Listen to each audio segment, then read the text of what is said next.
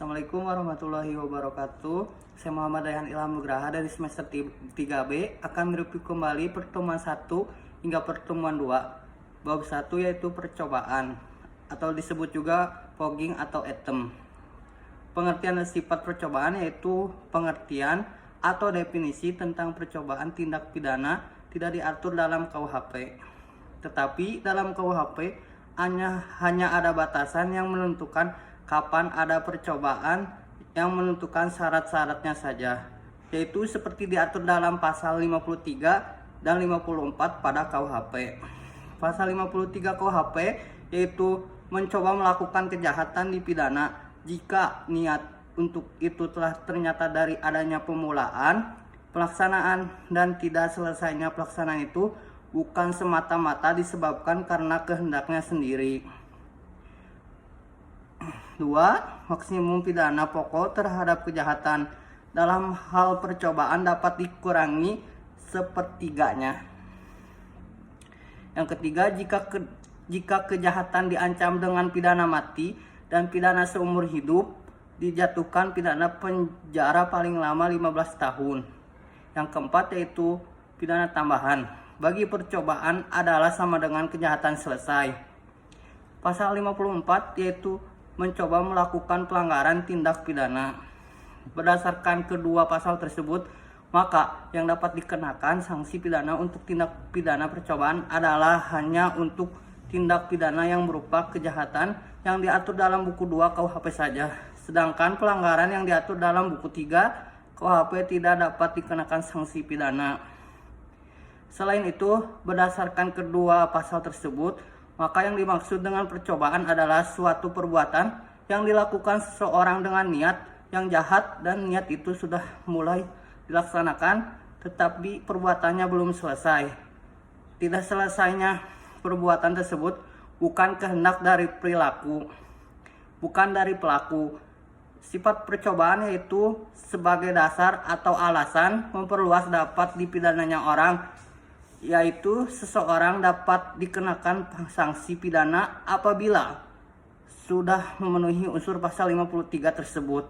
Walaupun tidak memenuhi unsur delik, jadi sifat dari pasal 53 atau percobaan dipandang sebagai memperluas dapat dipidananya orang dan bukan memperluas rumusan delik. Jadi percobaan tidak dianggap sebagai delik yang berdiri sendiri atau sui generis, melainkan sebagai delik yang tidak sempurna atau disebut juga unvolkomen delicts pom. Penganutnya adalah Hezewinkel, Suringa, dan Umar Seno Aji sebagai dasar atau alasan memperluas dapat dipidananya perbuatan, yaitu bahwa tindak pidana percobaan merupakan satu tindak pidana yang bulat dan lengkap. Percobaan bukan delik yang tidak sempurna, tapi delik sempurna dalam bentuk khusus atau istimewa, atau disebut juga delictum sui generis.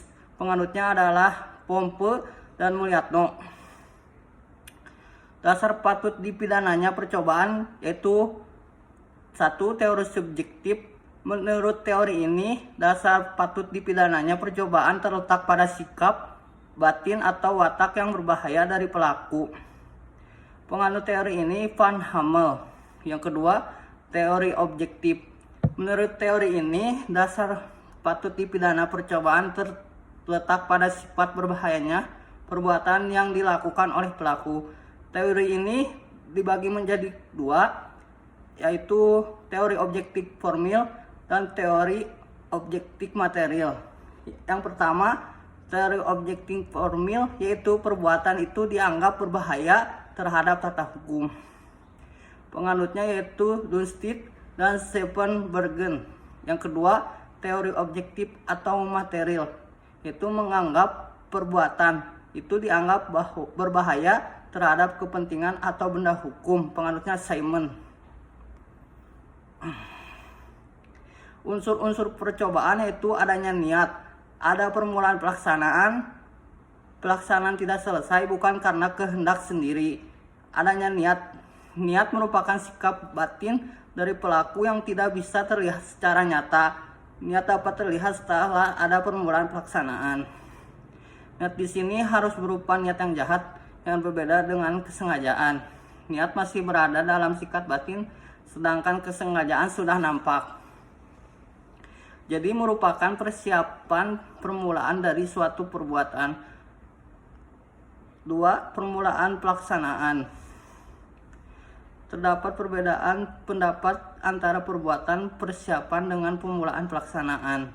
Terhadap hal ini ada Arrest Hoogrid atau putusan MA Negeri Belanda tahun 1934 mengenai pembakaran di Eindhoven. Kasusnya adalah A dituduh hendak membakar rumah B dengan persetujuan B. Pada malam yang telah ditentukan, A masuk ke rumah B dengan menaruh barang-barang yang mudah terbakar di tiap kamar,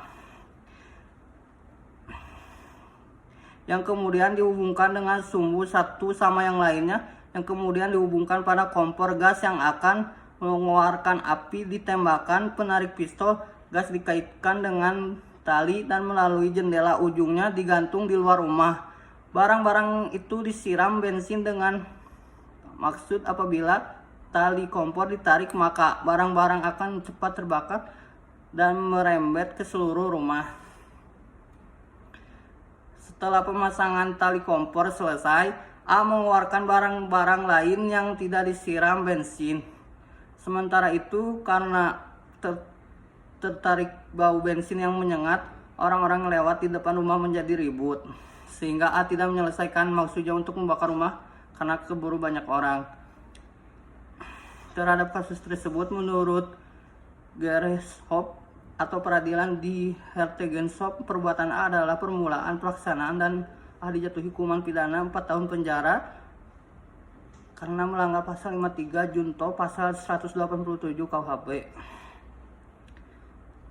A mengajukan upaya hukum dengan alasan bahwa Hof atau pengadilan telah salah menafsirkan pasal 53 KUHP dan menyatakan bahwa yang dilakukannya baru merupakan perbuatan persiapan. Jaksa Agung Muda Besar menyimpulkan perbuatan A adalah perbuatan persiapan karena belum perbuatan yang sangat perlu untuk pembakaran rumah yang telah diniatkan dan tidak langsung berhubungan dengan kejahatan yang dituju.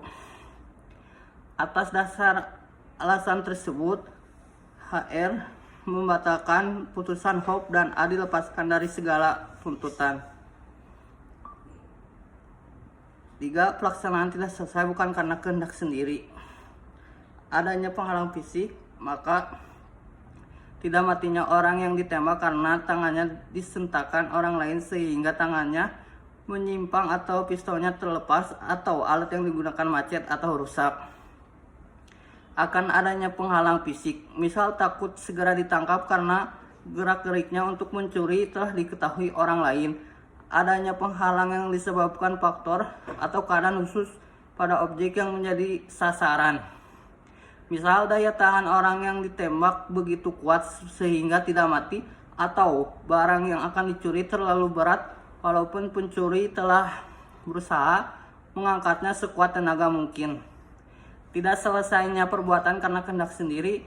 Pengunduran secara pertama itu pengunduran diri secara sukarela atau rukrip, yaitu tidak menyelesaikan perbuatan pelaksanaan yang diperlukan untuk delik yang bersangkutan. Yang kedua yaitu tindakan penyesalan atau tategeriu, yaitu meskipun perbuatan pelaksanaan sudah diselesaikan tetapi dengan sukarela menghalau timbulnya akibat mutlak untuk delik tersebut. Misalnya orang yang memberikan racun pada minuman korban tetapi kemudian segera memberikan obat penawar racun sehingga korban tidak jadi meninggal. Alasan MVT mencantumkan unsur ketiga dalam pasal 53 KUHP adalah yang pertama untuk menjamin agar orang yang mengundurkan diri secara sukarela dalam melakukan kejahatan tindak pidana. Untuk menjamin agar orang yang mengundurkan diri secara sukarela dalam melakukan kejahatan tindak pidana. Yang kedua yaitu pertimbangan utilitas atau kemanfaatan yang diharapkan dapat menjadi usaha pencegahan atau preventif dengan adanya jaminan tindak pidana. Maka orang yang telah mulai melakukan kejahatan diharapkan akan mengurungkan perbuatannya. Atas dasar alasan MPT tersebut, ada pendapat bahwa A dapat dijadikan alasan penghapus pidana yang diformulkan, B. alasan pemaaf, C. alasan penghapus penuntutan, D. percobaan mampu dan tidak mampu. Percobaan tidak mampu muncul apabila perbuatan pelaksanaan telah dilakukan, tetapi delik yang dituju tidak selesai atau akibat yang terlarang menurut undang-undang tidak timbul. Tidak timbulnya akibat yang dilarang dapat disebabkan tidak mampunya objek.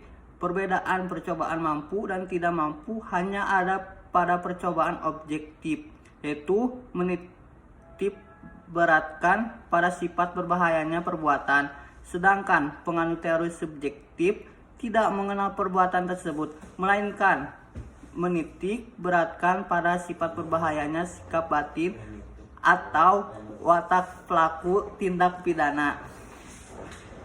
Jadi menurut MPT mungkin ada percobaan pada objeknya yang tidak mampu, yang ada adalah hanya percobaan yang tidak mampu pada alatnya. MPT membedakan antara percobaan yang tidak mampu karena alatnya dibedakan menjadi dua. Yang pertama, tidak mampu mutlak atau absolut, yaitu bila dengan alat tersebut tidak mungkin akan muncul delik atau tindak pidana, misalnya meracun dengan air kelapa muda. Yang kedua, tidak mampu relatif, yaitu bila dengan alat tersebut tidak timbul delik selesai, tetapi keadaan tertentulah yang menyebabkan munculnya delik. Dalam hal ini mungkin ada delik percobaan. Yang E, pemidanaan terhadap percobaan. Percobaan terhadap kejahatan diatur dalam pasal 53 ayat 2 KUHP, yaitu maksimum pidana yang dijatuhkan dikurangi sepertiganya. Sedangkan menurut pasal 53 ayat 3 KUHP untuk ancaman dipidana mati atau seumur hidup. Maka maksimum pidana untuk percobaan adalah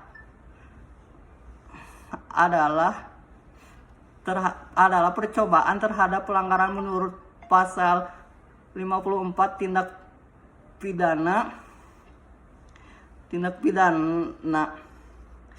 Adapun percobaan terhadap pelanggaran menurut pasal 54 tidak dipidana. Selain itu ada juga pengecualian terhadap tindak pidana kejahatan yang diatur dalam buku 2 KUHP, tetapi tidak dipidana, yaitu apabila melanggar pasal 184, 302, 351 ayat 5 dan 352 ayat 2. Percobaan di luar KUHP atau F diatur di luar KUHP seperti dalam Undang-Undang Nomor 7/DRT/1955 tentang TPE, Undang-Undang Nomor 35/2009 tentang narkotika, Undang-Undang Tindak Pidana Korupsi, dan yang lainnya.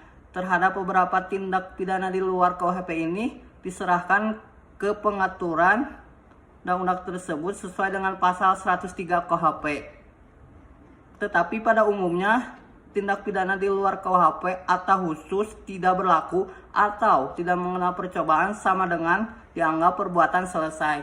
Sekian dari saya. Wassalamualaikum warahmatullahi wabarakatuh.